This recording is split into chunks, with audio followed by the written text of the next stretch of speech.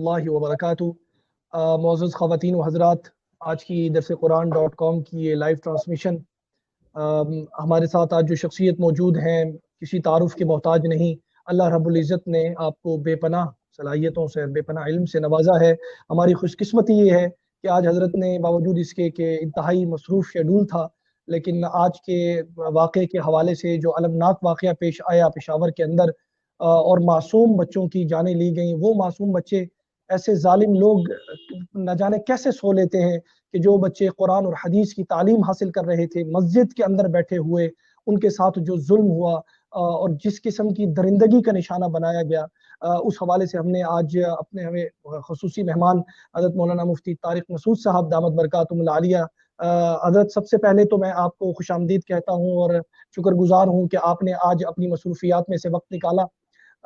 حضرت آج کا جو واقعہ پیش آیا اور جس قسم کی ایک کرب کی کیفیت تھی ہم سب کی، ابھی تو حضرت ڈاکٹر مولانا عادل شہید رحمۃ اللہ تعالی علیہ کی قبر کی مٹی جو ہے وہ گیلی ہے، لیکن اس کے باوجود یہ جو واقعہ ہمارے ساتھ پیش آیا، جو پشاور میں المناک واقعہ پیش آیا ہے، آپ اس حوالے سے اپنے خیالات کا اظہار فرمائیں۔ بسم اللہ الرحمن الرحیم۔ السلام علیکم ورحمۃ اللہ وبرکاتہ۔ آپ کو معلوم ہے کہ بہت عرصے سے اس طرح کی پیش گوئیاں پہلے سے ہو رہی تھیں کہ ملک کے حالات خراب ہونے والے ہیں اور مختلف قسم کے فرقہ وارانہ فسادات ہونے والے ہیں۔ عقل مند وہ ہوتا ہے جس کے لیے اشارہ کافی ہو اور وہ پہلے سے ہی احتیاطی تدابیر اختیار کر لے۔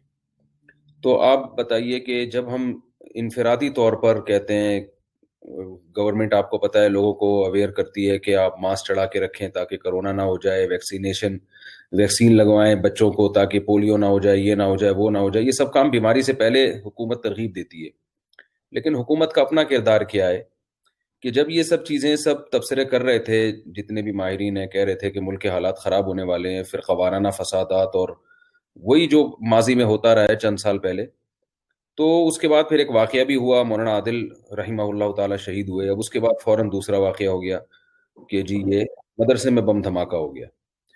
یہ میرا خیال ہے حکومت کی بہت بڑی نااہلی ہے کہ آپ کو پتہ بھی ہے کہ ملک میں کیا ہونے والا ہے اور آپ اس کے لیے پہلے سے انتظامات نہیں کرتے۔ اب یہ کہ لوگ تو ڈر گئے ہیں، لوگ خوفزدہ ہو گئے ہیں کہ وہی دھماکوں کا سلسلہ جو پہلے ہوا تھا وہی دوبارہ نہ اسی ترتیب سے نہ شروع ہو جائے، وہی قتل و غارت کا سلسلہ علماء کی شہادتوں کا۔ تو عوام کیا کرے گی؟ دیکھیں، فرانس نے گستاخانہ خاکے شائع کی ہے، ہم کہتے ہیں عوام سے بھائی فرانس کی مصنوعات کا بائیکاٹ کرو، ٹھیک ہے نا؟ کسی نہ کسی طریقے سے انسان اپنے درد کا اظہار کرتا ہے۔ یہاں جو قتل و غارت کا سلسلہ شروع ہوا ہے، اس میں عوام کیا کرے گی؟ یعنی عوام کہتے ہیں تو کیا کرے؟ آپ بتائیں کہ کیا پھر یہی ہوتا ہے کہ اگر اس طرح نہ سلسلہ رکا تو دہشت گردوں کو پھر موقع ملتا ہے کہ وہ جو ہے پھر اب دیکھیں ان حالات میں لوگ ذاتی دشمنیاں بھی نکالنا شروع کر دیتے ہیں کہ جی حالات خراب ہوئے ہیں تو آپ کو جس سے دشمنی ہے آپ نے اس کو مار دیا، اور مشہور یہی ہوگا کہ جی فرقہ وارانہ ایک قتل ہے یا ایک وہی فسادات ملک میں شروع ہو رہے ہیں۔ تو گورنمنٹ کو بہت ہی سیریس ہو کے اس پہ نوٹس لینے کی ضرورت ہے، جو کہ پتہ نہیں گورنمنٹ لے گی کہ نہیں لے گی، یہ تو حکومت ہی جانتی ہے۔ ہمارے پاس سوائے افسوس کرنے کے اور ہمارے پاس کیا آپشن ہے؟ رونے دھونے کے اور دکھڑے سنانے کے؟ تو دعا کرتے ہیں اللہ تعالیٰ جو مدرسے میں طلبہ شہید ہوئے اللہ ان کی شہادت قبول فرمائے، اللہ شفا عطا فرمائے، اور جنہوں نے یہ کام کیا ان میں جو ہدایت کے قابل ہیں اللہ ان کو ہدایت دے، جو ہدایت کے قابل نہیں اللہ تعالیٰ ان کو تباہ و برباد کرے۔ آمین آمین۔ بے شک اس بات میں کوئی دو رائے نہیں، ابھی تک تو ڈاکٹر عادل شہید رحمۃ اللہ تعالی علیہ کے جو قاتل ہیں ان کا کوئی پتہ نہیں لگ سکا، ان کا کوئی سراغ نہیں لگ سکا۔ تو یہ واقعات شاید اسی وجہ سے بار بار ہوتے ہیں کہ جب سزا جزا کا عمل جو ہے وہ نہیں شروع کیا جاتا اور اس پر انصاف کے پورے جو معاملات اور مراحل ہیں ان کو پورا نہیں کیا جاتا، شاید اس وجہ سے یہ معاملات بار بار رونما ہوتے ہیں۔ جی ہاں بالکل ایسا ہی ہے نا، جو اسلام میں سزا بیان کی گئی ہے دہشت گردوں کی، قرآن میں سزا بیان کی گئی ہے، وہ کہاں نافذ ہے؟ وہ بے گناہ گناہ گار چھوٹ جاتے ہیں، بے گناہ پکڑے جاتے ہیں، پھر جس کی جو سزا بنتی ہے وہ دی نہیں جاتی ہے۔ جب کوئی سیاسی مسئلہ ہونا تو فوراً کیس بھی چلتا ہے، مقدمہ بھی چلتا ہے جب اپنے سیاسی مفادات ہوتے ہیں۔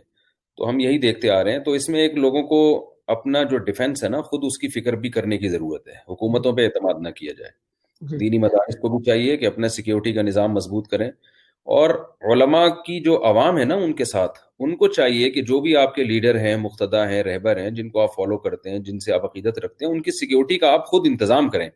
جی بہت سے علماء کے پاس مالی وسائل نہیں ہوتے، جی وہ لوگ ان کو تانا تو دیتے ہیں کہ ان کے گارڈ کیوں نہیں ہیں، وہ بھائی کہاں سے گارڈ ہوں گے، ان بیچاروں کے پیسے نہیں ہیں۔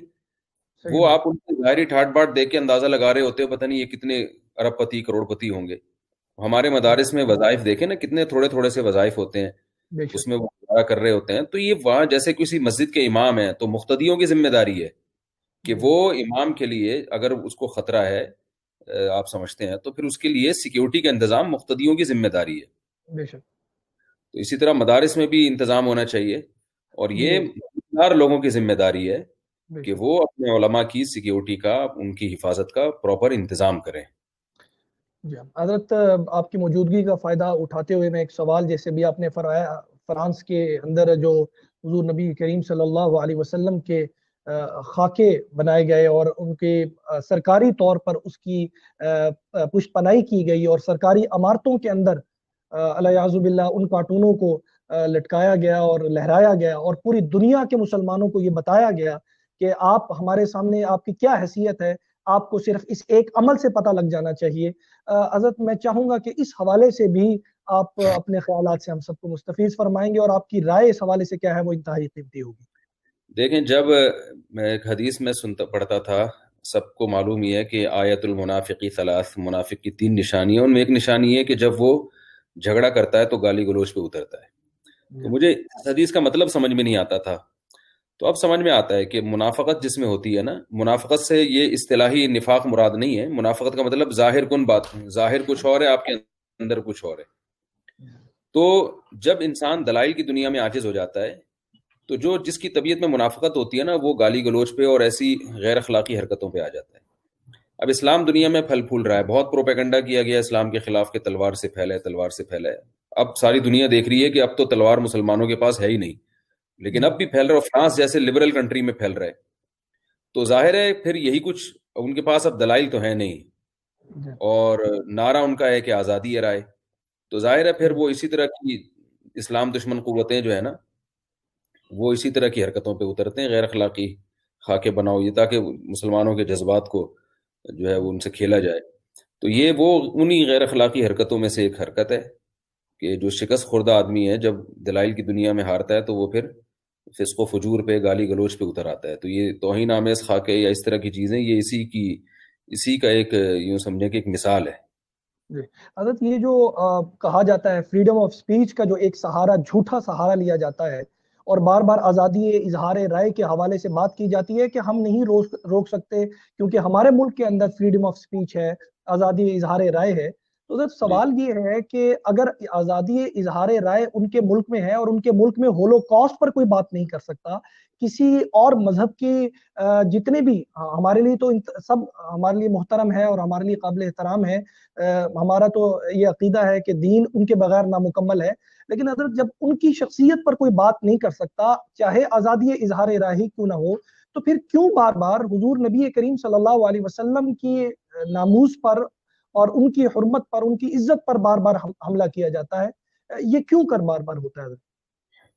وہ یہ جو آزادی رائے کا ڈھونگ ہے نا، دیکھیں یہ تو ترکی کے صدر نے فرانس کے صدر کو بد دماغی کا طعنہ دیا نا، تو فوراً فرانس کے صدر نے اپنا سفیر بلا لیا۔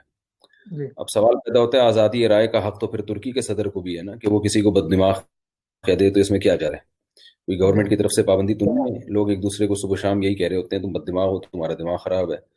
تو اب جب فرانس کا صدر اپنی توہین برداشت نہیں کر پا رہا اور اس کو آزادی رائے میں داخل نہیں کر رہا ہے، حالانکہ فرانس کے صدر کو فالو کرنے والے لاکھوں لوگ ہوں گے، بہت زیادہ، تو پھر یہ سوچا جائے کہ جس شخصیت کو کروڑوں اربوں لوگوں نے فالو کیا ہے، رسول اللہ صلی اللہ علیہ وسلم کو، اور فالو بھی بہت زیادہ کیا ہے، اور ان کے نام پہ زندگیاں تبدیل کر دی ہیں، تو ان کی شان میں گستاخی بھی صرف زبانی نہیں بلکہ خاکے بنا کے گستاخی کرنا، جو اس سے زیادہ گستاخی کی کوئی قسم ہو نہیں سکتی، تو اس گستاخی کو کیسے برداشت کیا جائے گا؟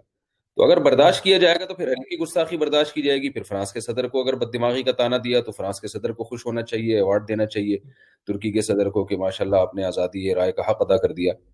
تو اور اگر طعنہ، یعنی بے ادبی جائز ہے، یا بے ادبی ناجائز ہے یا کسی کی توہین ناجائز ہے، تو پھر اس یعنی سب سے زیادہ اس بات کے لائق رسول اللہ صلی اللہ علیہ وسلم کی شخصیت ہے کہ آپ دین کو پھر جو ہے نا قانون سازی ہو، کیونکہ آپ کو جتنا فالو کیا جا رہا ہے اور جتنے لوگوں کے جذبات آپ کے ساتھ ہیں اور دلی محبتیں اور عشق محبت آپ کے ساتھ ہے، اتنا کسی شخصیت کو اس کائنات میں پروٹوکول ملا نہیں ہے۔ بے شک، تو سبحان اللہ۔ یہی ہے۔ اور باقی جو آپ نے سوال پوچھا نا یہ کر کیوں رہے ہیں، تو وہ جو میں نے وجہ بتا دی کیوں کر رہے ہیں آپ کو۔ جی حضرت، آپ کو یقینی طور پر اس وقت کہیں جانا بھی ہے، جلدی بھی ہے، ہم آپ کے شکر گزار ہیں، اس کے باوجود بھی آپ ہمارے اس پروگرام میں تشریف لے کر آئیں۔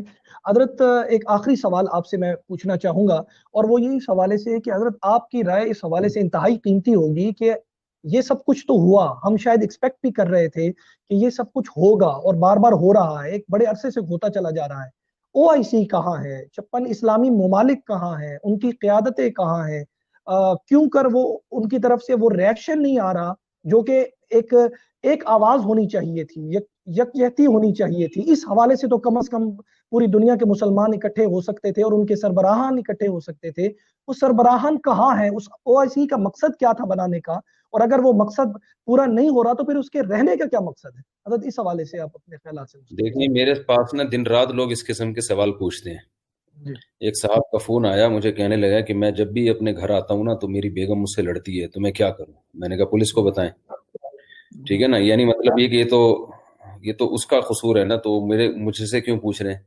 تو یہ تو OIC سے آپ ان لوگوں سے انٹرویو لیں کہ بھئی آپ یہ ایسا کیوں کر رہے ہیں، یا اسلامی ملکوں کے سربراہان سے آپ انٹرویو لیں، اور میں بھی جو جواب ملے مجھے بھی بتائیں، میری بھی نالج میں اضافہ ہوگا۔ ٹھیک ہے نا، تو یہی سوال تو ہم تو کب سے جب پوچھ ہوں رہے گے ہیں کہ جواب اب ایک میں طریقہ بتاتا ہوں، ان کو بلانے کا طریقہ کیا ہے۔ یہ لوگ نہیں آئیں گے تو ان کو پورا والا کہنا شروع کر دیں، تو پھر آئیں گے انشاءاللہ یہ۔ ٹھیک ہے، تو پھر آئیں گے یہ آپ سے بات کریں۔ جی جی جی صحیح، جزاکم اللہ خیر فی احسن الجزا حضرت، بہت بہت شکریہ، آپ نے اپنی مصروفیات میں سے وقت نکالا، آپ کا سفر بھی تھا، اپنے ایک جگہ پر جانا بھی تھا، میں آپ کا انتہائی شکر گزار ہوں۔ اللہ رب العزت شائع کریں آپ، پھر یہ آئیں گے انشاءاللہ۔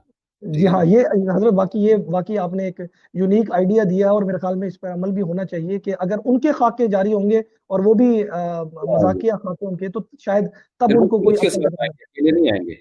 ٹھیک ہے نا، بڑے اہتمام سے۔ ٹھیک ہے نا، جی ہاں بالکل۔ وہ تو حضرت ان کے بارے میں تو کوئی مذاقن گفتگو کر دے تو شاید اس کو ملک بدر کر دیا جاتا ہے، لیکن پتہ نہیں کیوں نہیں امام الانبیاء جناب محمد الرسول اللہ صلی اللہ علیہ وسلم کی شان میں بار بار گستاخیاں ہو رہی ہیں اور کسی کے کان پر جوں تک نہیں رینگتی۔ بہرحال حضرت میں انتہائی شکر گزار ہوں، آپ اپنی مصروفیات میں سے وقت نکال کر تشریف لے کر آئے، جزاکم اللہ خیر فی احسن الجزا۔